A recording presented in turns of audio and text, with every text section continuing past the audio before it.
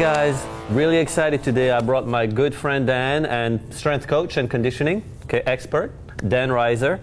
And today we want to share some really good secrets with you guys that have actually kept me in shape and kept me winning. Right. Because the misconception out there is that you just walk on the tennis court, you start hitting balls, and then everything just goes according to plan, when in fact, you really have to approach your game and your improvements within the game with a very planned protocol, basically. So why don't you take it over and explain what it is that you make me do to keep me in shape? Sure. And anybody out there getting ready to play tennis, go for a practice, a lesson, or playing a match, what do we think about? Warm up. Oh, I got to get warmed up, right? Correct. Very important. A lot of times what I see is, and the athletes I work with or just started to work with, they tend to go hit a few balls, volley back and Typical. forth. Right? I'm warmed up, let's go. And that's fine. I still think you need to incorporate that. But for me, as a strength coach, I want to make sure that you are warming up the exact muscles that are needed as a tennis athlete. Great. Okay? So to do that today, I want to share with everybody some really nice dynamic stretches.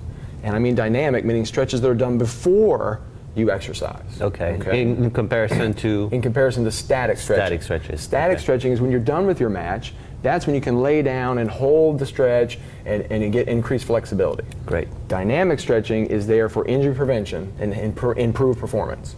Fabulous. Okay. So what I've done today is we're going to go through four that my personal favorites. Okay. And it's going to address everything from hip mobility, your hamstrings. It's going to look at your adductors, the groin muscles, right? Okay. If you're playing on clay and you're playing different surfaces, the slide factor, those muscles need to be ready for that. Great. And then finally, we're going to put it all together with a mobility one for the torso and the hips as well. Okay. Great. And those are all tennis specific for the tennis player? Yes, very tennis specific. And you notice we're in a gym today. You don't need to be in the gym to do this. You can be at your home, you can do it on court, or you can do it at the gym wherever you're at. Great, perfect. Right? So let's get started. Let's roll. Okay, so first one we're going to look at is backward step over. Again, a tennis athlete, the hips are very important. Need to have mobile hips in terms of movement, right? Okay. Lateral movement, forward, back. So let's focus on the hips first. Great.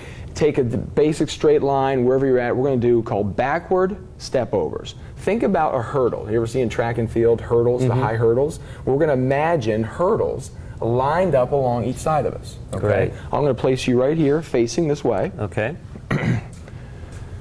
So you out there, pretend there's high hurdles next to you. Okay. And we're going to use the hips, and we're going to step over backwards each hurdle, working towards me. Okay. So I keep my hands in front. Great. Like that. Hands can be in front, can be out to the side. All right. Lift up, over. Up, over. Good. The higher you can bring it while keeping balance, the better. Getting that good hip mobility. So again, you can do that 1 to 3 times depending how tight your hips are. So again, backward, step over, all right? And they don't have to bring them as high if they're not able to. Correct. Go to your form, wherever you feel comfortable and you're not throwing yourself off balance, okay? So again, anytime, I'd say about 10 reps each side. It's amazing. Okay? I already feel more mobile. Right, and we're getting ready for tennis, okay? Right. Second one, number 2, inverted hamstring. Now this one, obviously hamstrings get very tight on most athletes. I know working with you had some issues with tight hamstrings. I still do. And I think everybody out there we're talking to definitely will feel some tight hamstrings. It's a big common issue we have. Okay. But the idea is I don't want you to go out there and stretch your hamstrings and hold that stretch. Pre-stretching a muscle can make it weaker. Oh. And if I'm going to go out there and explode on the tennis court with a weakened muscle, it sets you up for injury or possible injury.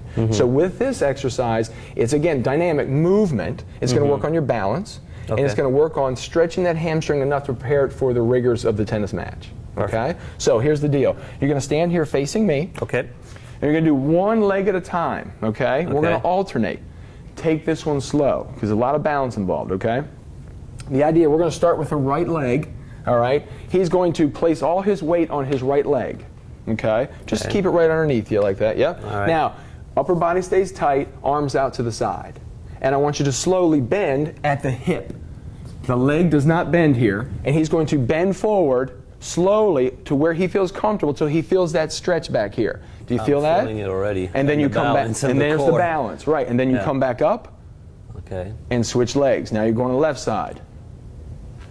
Wow, the balance and the inverted hamstring stretch. So the leg that's down on the ground is the hamstring that's stretching. Wow, I feel it. Good. It's amazing. At the same time, he's working his glute muscles here, his shoulder muscles, what? For balance. One more time. It's amazing. It looks simple, but this is pretty Now, the intense ultimate goal would be, as the more flexible you get, what? The more flat you get, like a table. Exactly, you're parallel to the floor. So again, 10 each side, maybe do that twice, maybe 3 times, whatever you feel it takes you to warm up, because everybody has a different degree of tightness in those hamstrings. Take your time with it. If this is all, and you feel a hamstring stretch, that's it, then that's great. Work your way to that full. Don't try and go the whole way because you're not getting the proper stretch.